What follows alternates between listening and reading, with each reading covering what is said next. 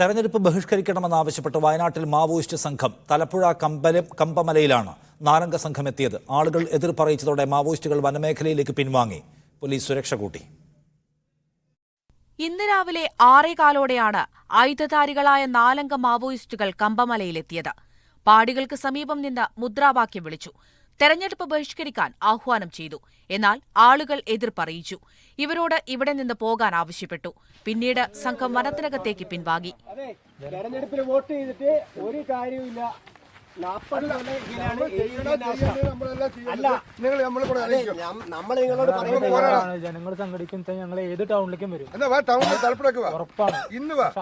Maoist Kabanidalam commander CP Moideen, Soman, Santhosh, Ashiq എന്ന മനോജ് എന്നിവരാണ് എത്തിയതെന്ന് ദൃശ്യങ്ങളിൽ നിന്ന് വ്യക്തമായി. CP മൊയ്തീൻ മലപ്പുറം പാണ്ടിക്കാട് സ്വദേശിയാണ്.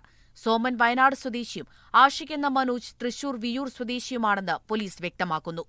തിരുവനന്തപുരത്ത് വിദ്യാർത്ഥിയായിരിക്കെയാണ് മനോജ് ഈ സംഘത്തിന്റെ ഭാഗമായത്.